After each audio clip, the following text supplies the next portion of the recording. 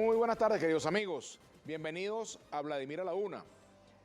Bien, después de este proceso electoral del día domingo, toca conocer quiénes forman parte de la Asamblea Nacional, ir conociendo sobre todo a los nuevos parlamentarios, porque los que ya tienen tiempo en la actividad parlamentaria, pues el país los conoce y no es que no vayan a venir a los programas, pero creo que es importante también presentar algunas caras nuevas que van a formar parte de esta Asamblea Nacional. Hoy vamos a conocer a Carlos Alberto Mogollón Gavidia, quien es diputado electo por el Partido Socialista Unido de Venezuela en el circuito que comprende Santa Rosalía, Valle, Coche. Y le damos la bienvenida a Carlos Alberto Mogollón. Él es abogado, también tiene especialización en política exterior, también en finanzas, en gerencia pública, y es dirigente político. Bienvenido. Gracias, Vladimir. Gracias por la invitación. Felicitaciones por esta responsabilidad que tienes ahora, ¿no? Como diputado a la Asamblea Nacional. Bueno, precisamente un poco tu experiencia. Tú no has tenido otras experiencias como candidato a cargos de elección popular, ¿no? No, al igual que 500 candidatos de la Plataforma del Pueblo Patriótico, es primera vez que aspirábamos que éramos candidatos a diputados. O sea, la Plataforma del Gran Pueblo Patriótico se caracterizó por muchas caras nuevas. Y en mi caso particular nunca había tenido un cargo de elección popular, había tenido algunos cargos en la administración pública, en la gerencia pública, pero no de elección popular. Tú estuviste en la alcaldía, en el gobierno de Caracas, ¿no? ¿Estuviste? Sí, estuve 10 años en la alcaldía de Caracas durante la gestión de hoy diputado, el compañero Jorge Rodríguez. Tú eres parte del equipo político de Jorge Rodríguez, digamos así. Yo soy parte del equipo político del PSUV, Jorge no tiene equipo. Ahora no tiene equipo. No, su equipo es el partido. Bueno, pero tú sabes que en general en los partidos políticos, Carlos, eso no es ningún pecado. Siempre se identifica de repente a alguien, mira, él está más vinculado a Jorge Rodríguez, no, este está más con Diosdado, no, el otro está más con Freddy Bernal, y eso no tiene nada de particular. No, bueno, normal, pero o sea, circunstancialmente, cada cuadro está donde le corresponda. Tú que vienes de formación de partidos, es así, pues yo estuve 10 años en la alcaldía, llevaba el presupuesto participativo, que era la transferencia de recursos a los consejos comunales de Caracas, de todas las barriadas, de los sectores populares. Y posterior a la salida de la alcaldía, yo estuve un tiempo en la Comisión de la Verdad y después asumí la responsabilidad del sistema de base de emisiones, de conformar el sistema de base de emisiones a nivel nacional. Por cierto, sabes que en Brasil el presupuesto participativo nace en Brasil, en el gobierno de Porto Alegre, ¿no? El Partido de los Trabajadores. Y resulta que ese presupuesto participativo, por supuesto, tenía la característica de que la ciudadanía participaba realmente en el diseño de ese presupuesto y priorizaba las obras. ¿En qué medida eso realmente se hizo aquí? No, era así, era en efecto, es así. El presupuesto participativo aquí era muy adelantado. En ese sentido se llamaban asambleas en todas las parroquias en que las mismas comunidades priorizaban las obras a atender, se hacía un estudio, la alcaldía apoyaba técnicamente, se hacía un estudio de factibilidad técnica, de factibilidad económica, las comunidades priorizaban y entonces ahí todos los recursos que bajaban desde el poder local, pero inclusive los del gobierno nacional, se iban destinando a la determinada obra y ejecutada por determinado consejo comunal. Nosotros tuvimos, en el caso de la alcaldía de Caracas, me acuerdo que todo el presupuesto del Consejo Federal de Gobierno se destinaba íntegro a las obras del presupuesto participativo. O sea, podíamos hacer en un año 500, 600, 700 obras. Y te pregunto, ¿eso después se siguió haciendo cuando Jorge dejó la alcaldía? Pero o sea, se dejó de hacer a raíz del inicio de las sanciones, del bloqueo, o sea, con las distintas restricciones que comenzaron a hacer mella en el pueblo venezolano. Bueno, el pueblo caraqueño vio perjudicado el presupuesto participativo, que hubo que disminuir en cuantía, hubo que disminuir en cantidad, y hubo un conjunto, escaseaban un conjunto de materiales, o sea, todo lo que se ha vivido y que se ha intensificó los últimos 5 años con la Asamblea Nacional saliente. El presidente Maduro incluso ha dicho que no se debe escudar ningún funcionario en el tema de las sanciones o del bloqueo para evadir el cumplimiento de sus responsabilidades. Cierto, eso es cierto. O sea, una cosa es el bloqueo y las sanciones, otra cosa es la indolencia o es la incapacidad o cualquier desviación. Pero lo que también es verdad es que el bloqueo tiene consecuencias que afectan la calidad de vida del venezolano, que afecta el acceso a medicinas, que afecta el acceso a materias primas, que afecta, o sea, el bloqueo influye. Que no puede servir de excusa es otra cosa, pero el bloqueo afecta. Porque, por ejemplo, yo que soy habitante de Caracas, pues uno observa que en distintos municipios, unos y otros, pero por ejemplo el caso del municipio Libertador, pues hay zonas donde hay mucha basura. Yo siempre cuestiono, por ejemplo, que en la cercanía del Hotel Ávila hay un botadero de basura, bueno, que no hay manera de que eso lo limpien, ¿no? Y también veo las condiciones en las cuales trabajan los trabajadores de la recolección de la basura. Por ejemplo, he visto que tienen sábanas para recoger la basura con unas palas improvisadas con cartones y cosas, ¿no? Y entonces uno dice, bueno, eso es falta de presupuesto, es descuido, es desidia. Bueno, habría que verlo. Si en la asamblea interpelan al presidente de Supra, te diría con detalle. Bueno, no lo sé. es una buena, es un punto porque precisamente una de las cosas que la sociedad reciente es que a veces no hay manera de que los funcionarios sean interpelados. Ojalá que en esta nueva asamblea se haga. Eso el presidente Maduro lo anunció, que se iban a interpelar a los funcionarios, ¿no? Claro, bueno, la función controladora del cuerpo legislativo, pues, rescatar eso de lo que está ahorita, que es totalmente antiley y antilógica de cualquier Estado de derecho. Por cierto, ¿tú has pensado en cuáles funcionarios deberían ser interpelados de primero? ¿En cuál sería tu orden de prioridades en este caso, por ejemplo? Obviamente los que tengan más responsabilidades en cuestiones medulares del Estado. Porque una interpelación no necesariamente significa una acusación. Una interpelación es que a veces es una revisión. Eso. Fíjate tú, la gente cree que es que interpelaron a un funcionario que lo está acusando. No, está sometiendo a un mecanismo de control constitucional que está establecido en la Carta Magna, precisamente, ¿no? Que es una de las competencias del Parlamento, eso es lógico. Es uno de los grandes retos que tenemos los actuales parlamentarios, pues. Ahora, fíjate, como tú no has sido parlamentario, pero tienes en tu currículum especializaciones en, por ejemplo, en el caso de finanzas, gerencia pública, ¿verdad? Planificación de gobierno y desarrollo, que son temas muy importantes y que tienen que ver con la gestión. A mí me gustaría un poco también enfocarnos en eso en cuanto a tu experiencia. ¿Qué conclusiones sacas tú a partir de tus conocimientos sobre los cambios que habría que hacer en este nuevo momento que se abre a partir de la elección de la Asamblea, Carlos? Bueno, hay que profundizar la reforma del Estado. O sea, hay que seguir desarrollando un conjunto de leyes que tienen un enunciado que es favorable para la construcción de una sociedad más justa, de mejores ciudades, de un mejor vivir, y no están desarrollados los reglamentos o no están desarrollados un conjunto de situaciones. O sea, hay que desarrollar el tema del presupuesto público, que para algunas áreas del desarrollo de la ciudad, de la vida y de la ciudad tiene que ser constante, tiene que estar arreglado, de cómo se discute.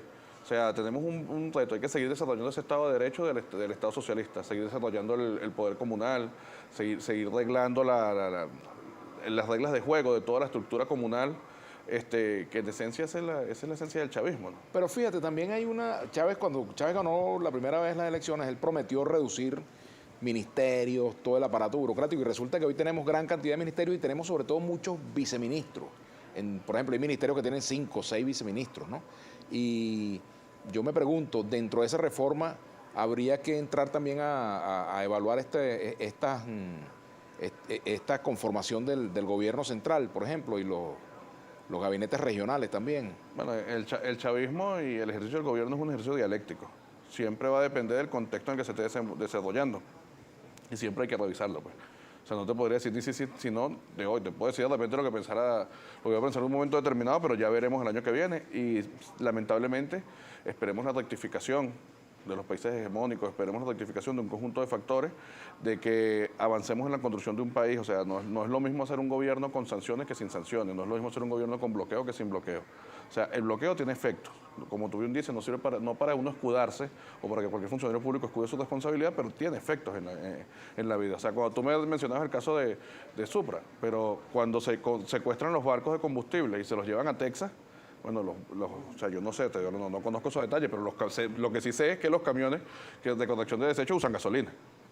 Bueno, como todos los vehículos, por supuesto. Pues entonces, uno gasolio, otro cuando gasolina. se los llevan a Texas, entonces la afecta. Carlos, tenemos que hacer una pausa. Al regreso, precisamente tú mencionaste la palabra rectificación. En tu criterio, ¿cuáles serían las rectificaciones que el gobierno del presidente Maduro debería comenzar a hacer y el PSUV como partido debería comenzar a hacer a la luz de la lectura de los resultados electorales? Y vamos a meterlo también en el análisis de por qué hubo una abstención tan alta y el componente de esa abstención. Hacemos la pausa y continuaremos luego de ella con Carlos Mogollón, diputado electo a la Asamblea Nacional por el Partido Socialista Unido de Venezuela. Ya venimos.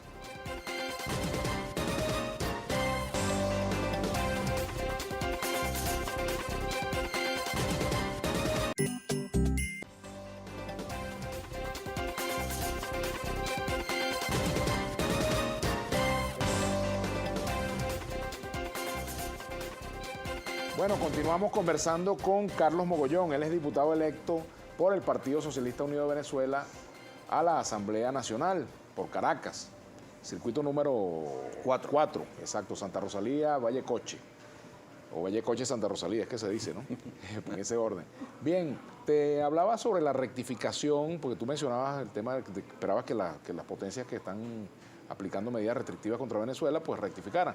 Y yo te preguntaba, antes de la pausa, sobre cuáles serían las rectificaciones que tanto el gobierno, el presidente Nicolás Maduro, como el Partido Socialista Unido de Venezuela deberían hacer, porque algún balance debe hacerse, me imagino yo que lo harán ustedes, sobre el resultado electoral. Por mucho que hayan ganado las elecciones, por supuesto hubo un descenso de la votación y una caída de la participación popular en el proceso, muy importante la abstención. Bueno, imagínate, 70% no es una cifra para desecharla, ¿no? Habría que desgranarla y ver el contenido de esa abstención, ¿no? Causas.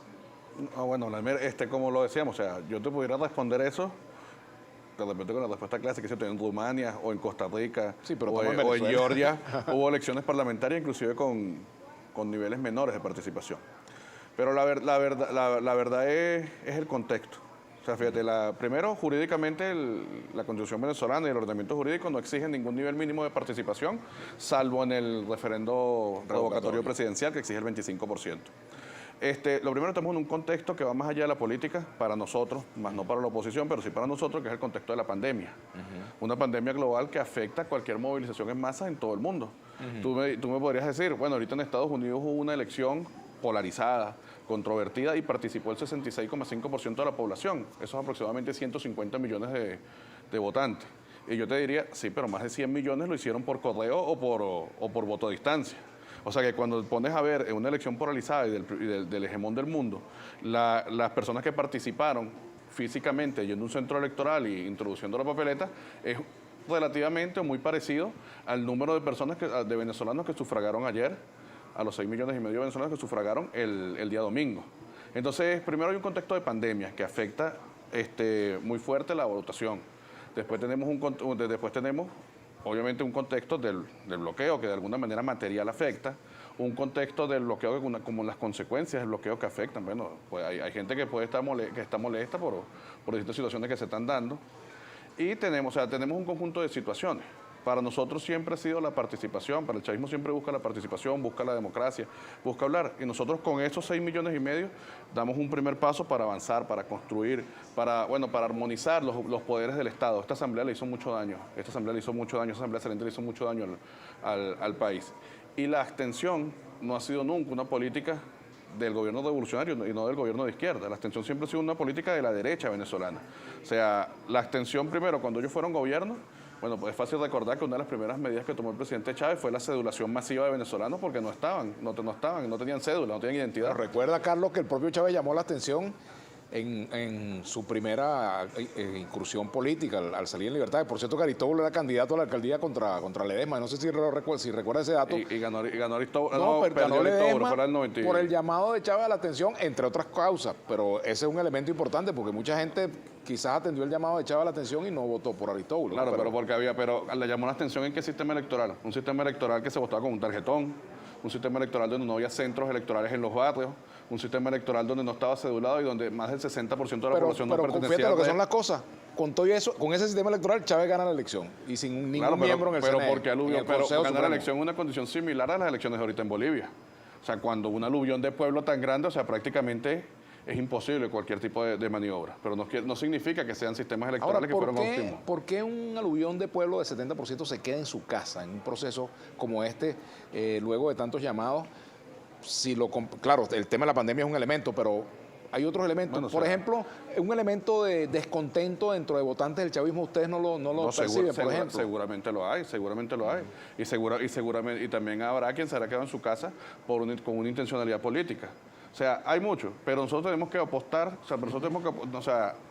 puede haber una gama de opciones, nosotros tenemos que apostar a la construcción en democracia y a ir ordenando el país. ¿Es suficiente el 30% de participación? No, seguramente no, quisiéramos mucho más. Yo quisiera que no hubiera pandemia para empezar, pero porque no soporto el tapabocas, pero la hay. Entonces ahora tenemos que avanzar con ese 30%, construir. ¿Qué sí rescato yo de eso?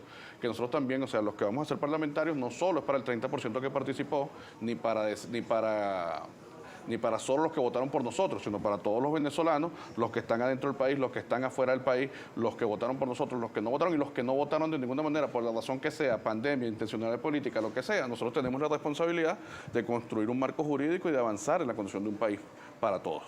Ahora, fíjate, la abstención evidentemente sí fue una preocupación para el chavismo, vistos los llamados del mismo día de la elección a que la gente votara, que incluso circularon audios, incluso hasta hubo, en el propio Valle hubo denuncias de que todavía estaban los equipos del PSUV llamando a que votaran el mismo día de las elecciones.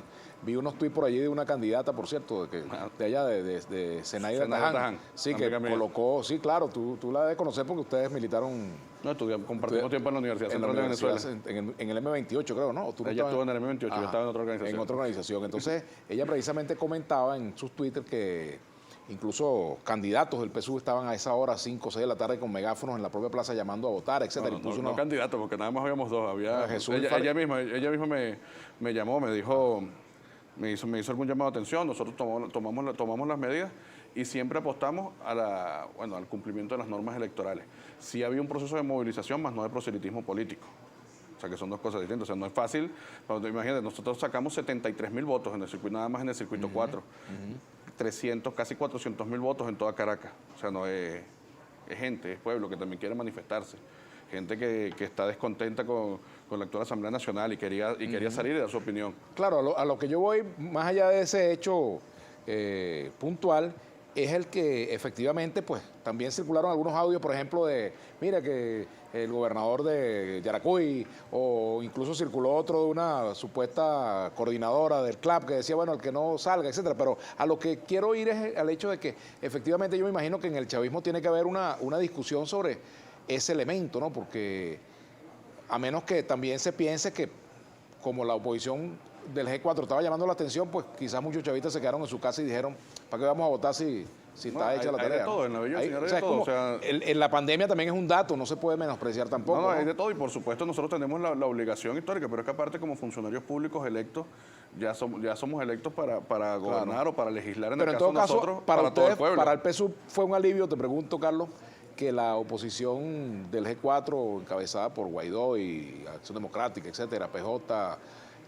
hayan llamado a la atención. No, para nada. O sea, si ellos no hubieran llamado la atención, ¿habría sido distinto el resultado? Bueno, no se sabe. Sí, papá no estuviera muerto, estuviera vivo. No sé, bueno, pero nosotros estábamos ansiosos por medirnos con ellos en las urnas electorales. Nosotros estamos ansiosos porque sea el voto y la democracia lo que hable. Pues. O sea, nosotros queríamos que participaran. Cuando algunos anunciaron que era un plebiscito, el presidente de la República fue el primero que dijo, yo acepto el reto, pues. Salgan a las urnas una semana antes. O sea, ojalá esa derecha radical o esos extremismos entraran en conciencia y entendieran que tenemos que construir un país para todos. O sea, que las cosas no están bien y que nosotros estamos dispuestos a dialogar, como lo ha dicho el presidente muchas veces, estamos dispuestos a trabajar en conjunto, a reconocer donde haya que reconocer, pero ellos tienen que sentarse en una mesa y entrar en el juego democrático, pues. O sea, seguir afuera, robándose todos los activos de Venezuela y pidiendo sanciones, bloqueo y una invasión militar no es una opción que nosotros consideremos viable. Vamos a hacer una pausa. Al regreso continuaremos conversando con Carlos Mogollón, diputado electo a la Asamblea Nacional por el Partido Socialista Unido de Venezuela. Ya venimos.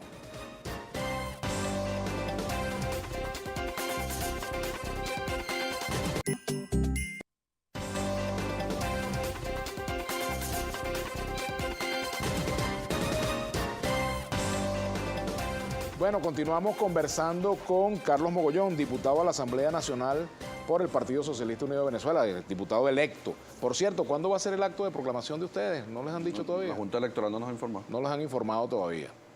¿Cómo analizan ustedes los resultados, o en tu caso tú, porque seguramente todavía no han hecho esas reuniones, pero cuál es tu criterio sobre los resultados obtenidos por los factores opositores que participaron?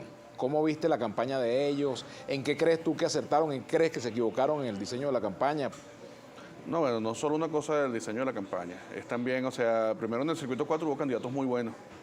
O sea, yo coincidí, o sea, en verdad disfruté los debates, conocerlos, y en verdad espero que, bueno, que sigamos trabajando en conjunto por el circuito 4. O sea, había candidatos, en el caso de mi circuito había candidatos de calidad, había candidatos buenos, hicieron el trabajo, se metieron, pero dos cosas. Uno, la fragmentación de la oposición la afecta, el no poderse poner de acuerdo, el no encontrar puntos de unidad, pero también tiene que ver con un movimiento histórico, o sea, por un lado, o sea, nosotros el chavismo viene un bloque que viene reinventándose permanentemente desde hace 20 años. Entonces, yo te puedo decir, el devenir histórico de los círculos bolivarianos para acá, bueno, obviamente están expresados en la votación que yo obtuve. O sea, y entonces el chavismo es un bloque histórico, un bloque que viene trabajando, desarrollando un trabajo constantemente en los barrios, con sus bajos, con sus altas, con sus bajas, con sus aciertos, con sus errores, pero que estamos ahí siempre reinventándonos. Cada elección nosotros nos reinventamos. En el año 2015 tuvimos un resultado adverso. Y como consecuencia de esa, bueno, montamos una red de distribución, y una red de distribución política encabezada principalmente por mujeres como son los CLAP. Montamos todo un sistema organizativo como la RAS, que nos organizamos en cada calle, en cada comunidad, en cada barrio. Entonces eso obviamente influye en la capacidad de llevar el mensaje, de construir política. Entonces el chavismo es un movimiento que hoy se ha venido construyendo en el largo plazo. Yo soy hijo de un movimiento que empezó en el año 90, tal vez en el año 94, pero bueno, electoralmente y en el poder tal vez desde el año 2000. Ellos son partidos más jóvenes. Bueno, y les falta todavía, o sea, lo que yo creo que deben de seguir apostando a la democracia, apostar en el largo plazo, entender que una elección no se gana con un hecho comunicacional, no es así, eso solo pasa en las películas. Una elección se gana con un trabajo constante, con estar metido ahí con la gente. Yo los felicito por el trabajo que hicieron. Me siento muy contento. Tengo inclusive algunas historias de esta campaña de coincidencia con ellos, algunos trabajos en los que inclusive coincidimos. O sea, hay un partido, entonces no voy a decir cuál porque no lo hablé con ellos antes. Nosotros en el marco de la campaña nos encontramos unas situaciones sociales fuertes y las atendimos entre todos.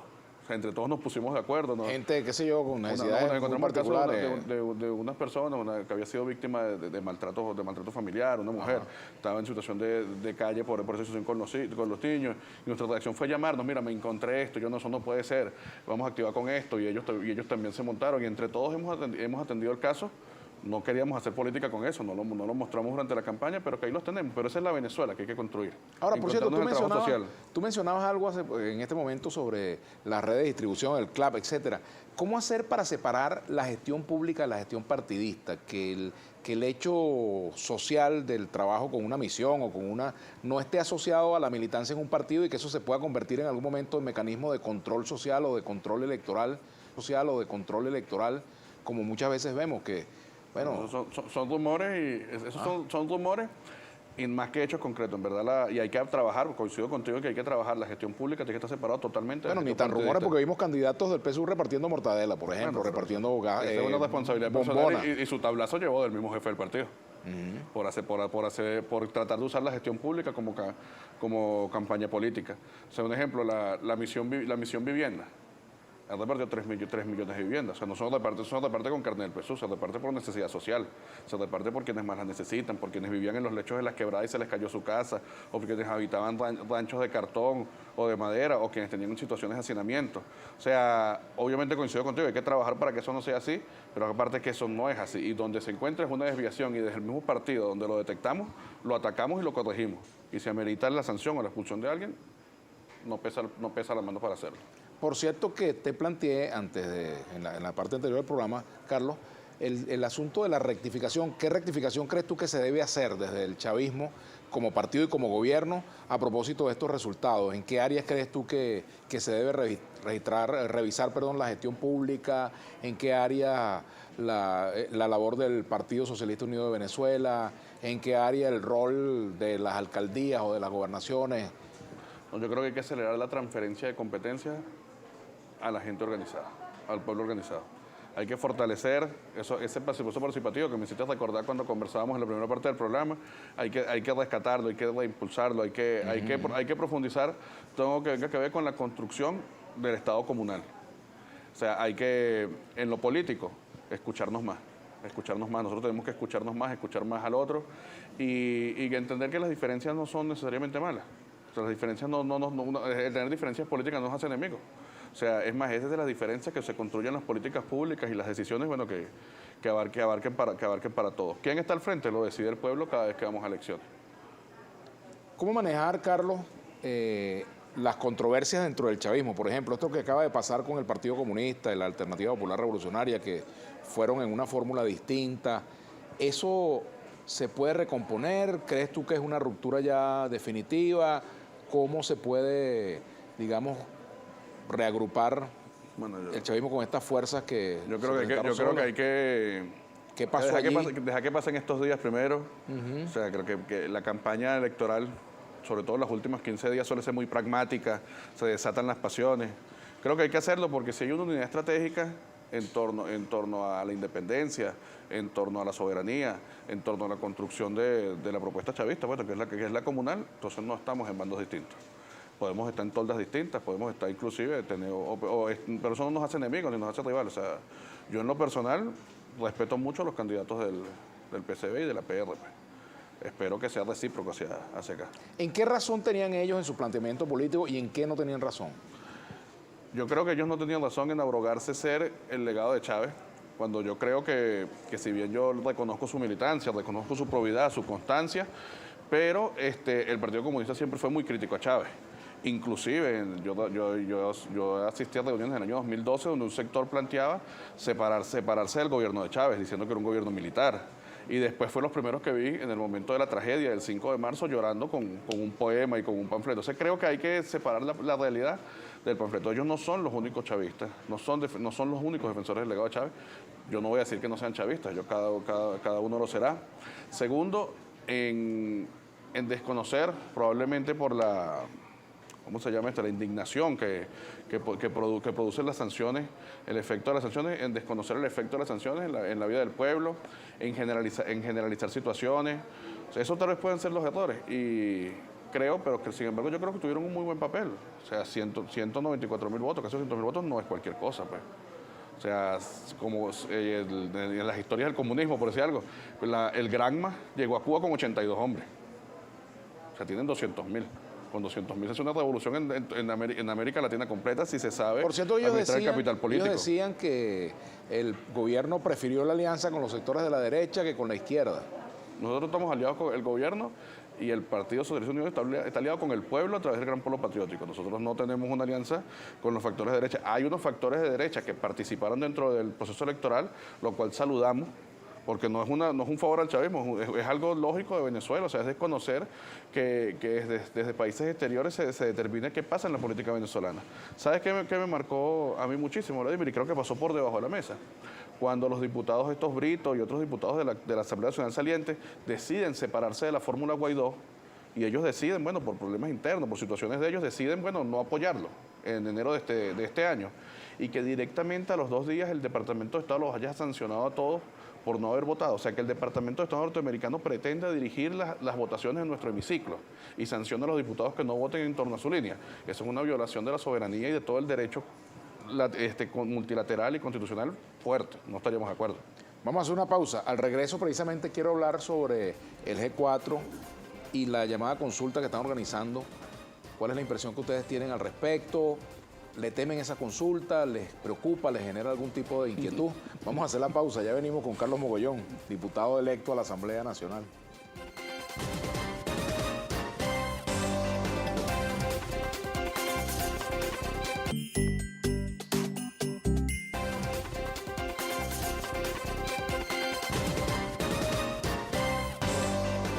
Carlos Mogollón, diputado electo a la Asamblea Nacional por el Partido Socialista Unido de Venezuela. Ganó el circuito Valle Coche Santa Rosalía. Bueno, Carlos, eres abogado con maestrías en el área de finanzas, gestión pública, gerencia pública, etcétera, ¿no? Te preguntaba sobre la llamada consulta que está organizando el G4. ¿Cómo la ven desde el chavismo, esa consulta?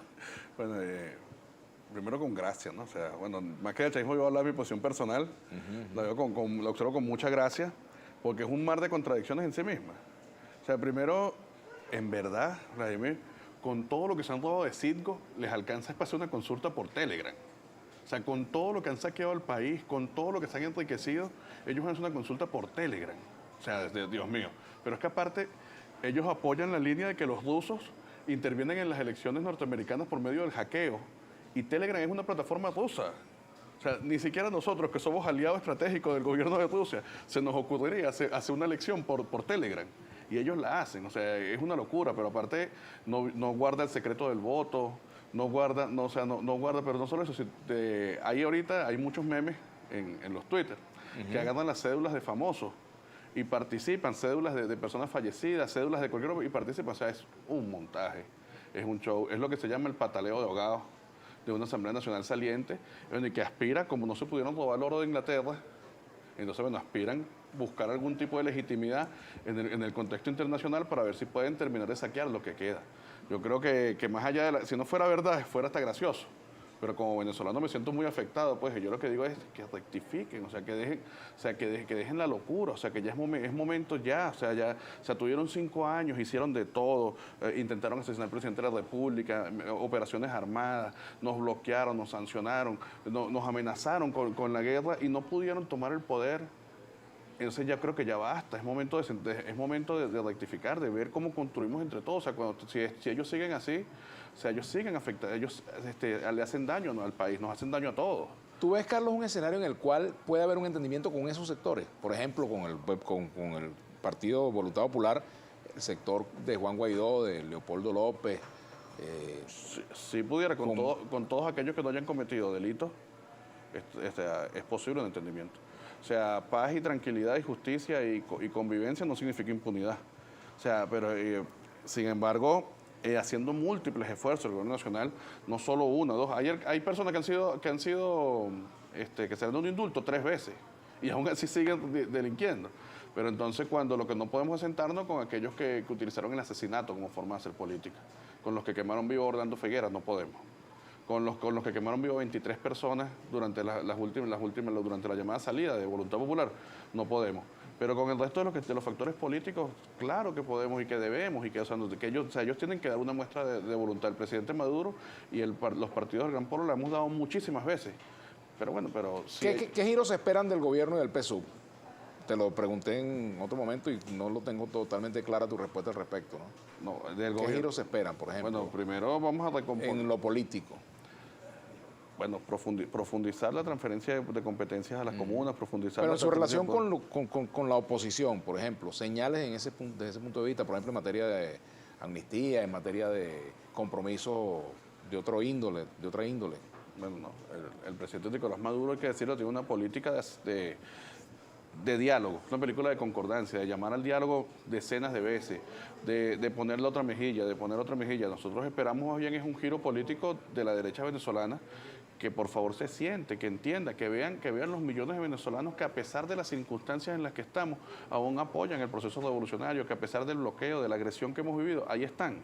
Entonces nosotros sentémonos, o sea, ellos tienen que rectificar. No puede ser la guerra una opción, o sea, no puede ser el TIAR, o sea, como ellos dicen el TIAR es un tratado después de la Segunda Guerra Mundial, de la posterior a la Segunda Guerra Mundial, de la Guerra Fría, o sea, nunca se activó en el mundo, no se activó ni para defender las Malvinas de la agresión británica, y ellos pretenden activarlo para golpear al país. No, o sea, basta. O sea, yo creo que eso basta. Yo creo que ellos tienen que darle un parado.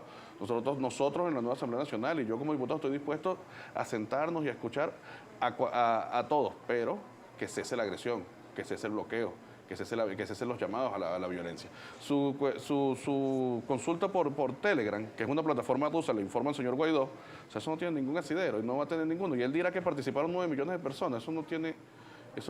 No, es inauditable. Y ellos dicen que nuestro sistema electoral, dudan nuestro sistema electoral, que tiene 16 auditorías certificadas por todos lados y que es reconocido por todos los multilaterales y las organizaciones electorales de observación internacional como uno de los mejores del mundo.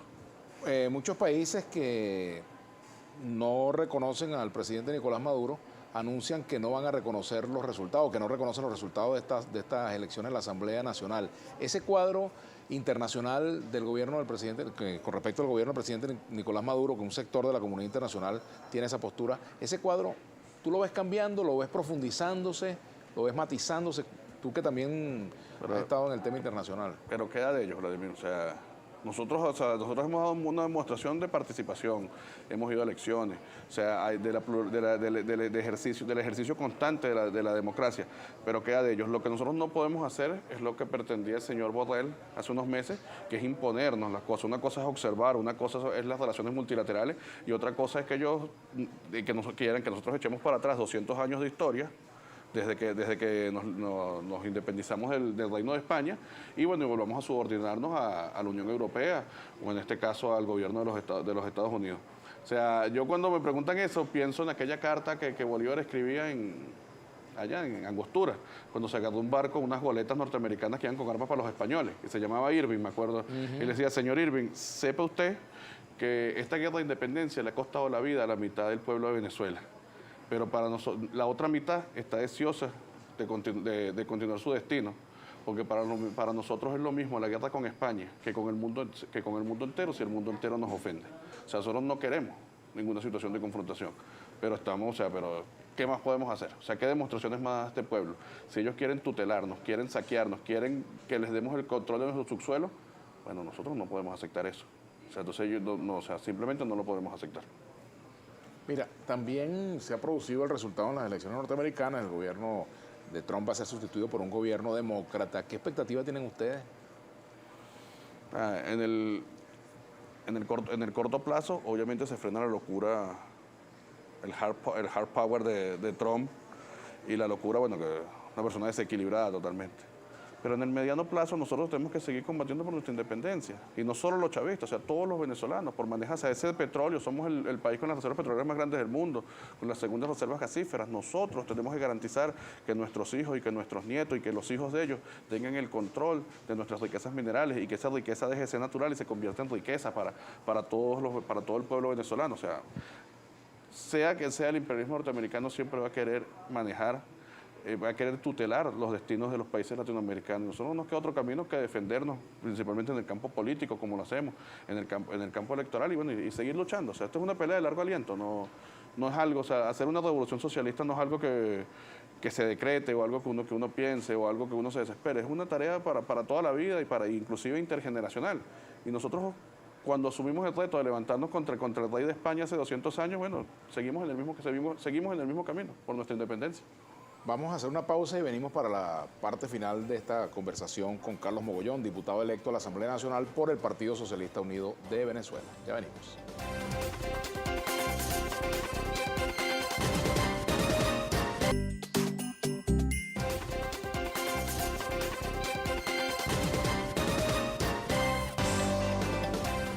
Bueno, seguimos conversando con Carlos Mogollón, diputado electo a la Asamblea Nacional, uno de los nuevos parlamentarios.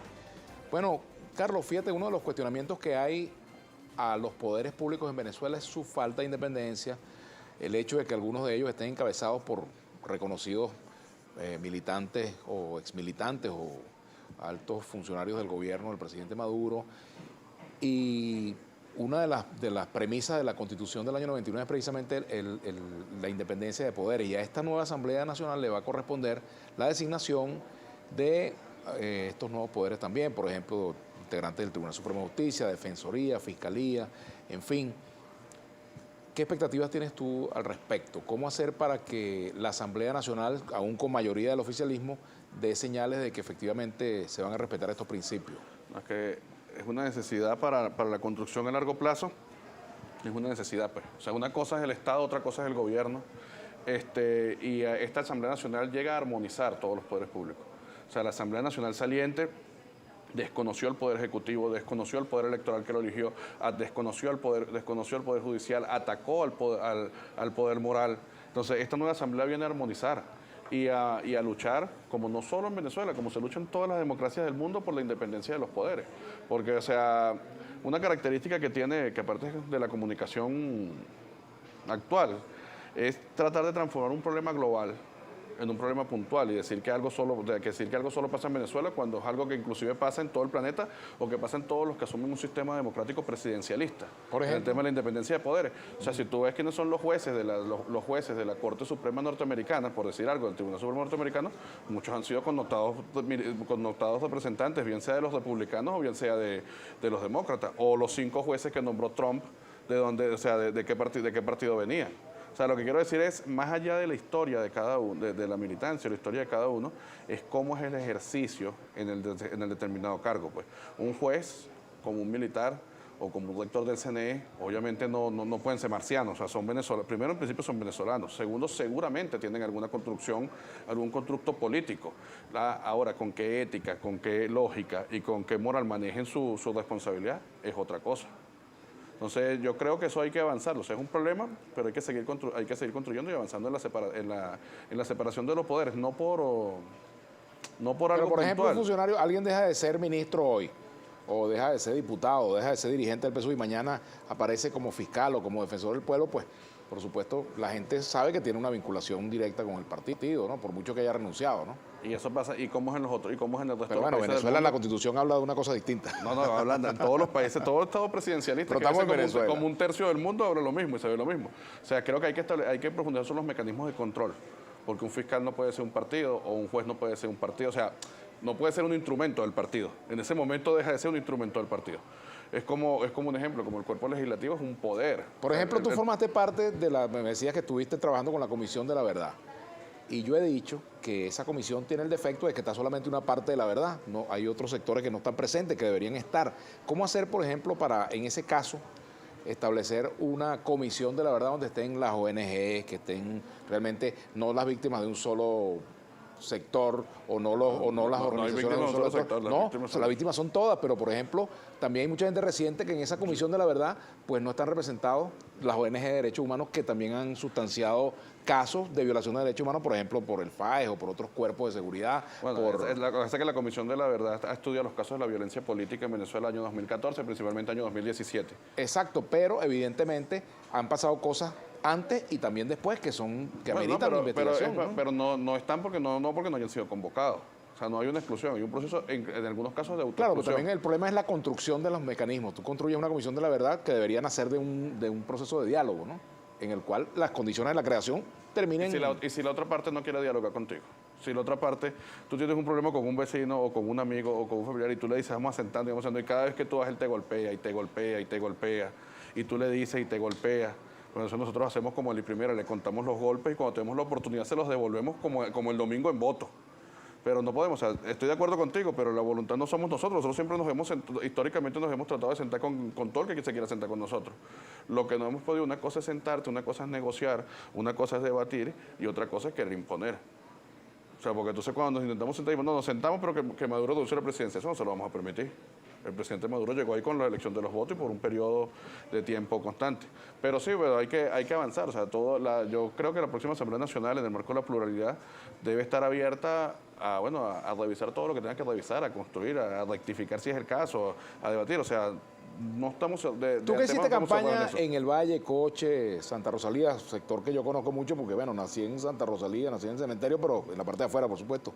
Y me crié en Coche y hice toda mi vida dirigente estudiantil en el Valle, Coche. ¿Cuál era el clamor más frecuente que tú escuchaste en tu recorrido como candidato por el cementerio, por el Valle, por Santa Rosa, por Coche? No, los servicios públicos. La afectación de los servicios públicos ha golpeado muy fuerte a nuestro pueblo. Por ejemplo, todo el nuestro pueblo más agua, humilde. Sobre todo el gas. el gas. Sobre todo el gas, sobre todo el agua, pero más el gas. Más el gas. Y la situación económica también ha golpeado a nuestro pueblo más humilde. Entonces, son grandes retos asumir. O sea, en la reconstrucción de un Estado, en la reconstrucción de un Estado de Derecho, desde la locura que deja esta Asamblea Nacional saliente, para poder avanzar en la solución de esos problemas. O sea, ojalá valoraran lo que significa una bombona en un barrio. O sea, ojalá aquellos que sabotean nuestras refinerías y que no nos venden los consumibles y que no nos venden, no nos permiten operarlas, porque en muchos casos tenían tecnología norteamericana, valoraran lo que significa una bombona en una casa humilde venezolana. Simplemente para ellos son cifras, para ellos es buscar arrodillarnos y minimizarnos por boca de la sumisión o de la violencia. Y para nosotros, bueno, tenemos la tarea de reinventarnos todos los días para desconstruir todas estas situaciones que le permiten a ellos oprimirnos.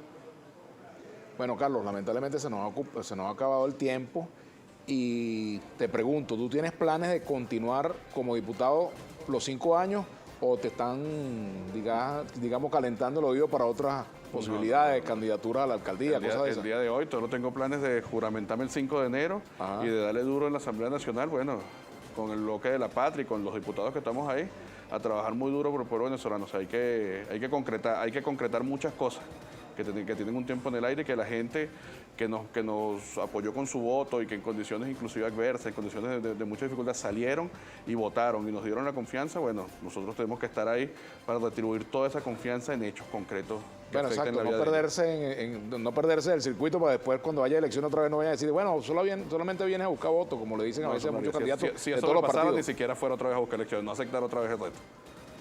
O sea, estás comprometido a seguir visitando la zona. Por supuesto, y a trabajar por ella. Bueno, te agradezco mucho, Carlos. Bueno, Nos muchas hayas gracias, acompañado hoy Daniel. en Vladimir a la una. Y bien, queridos amigos, será entonces hasta mañana. Nos vemos.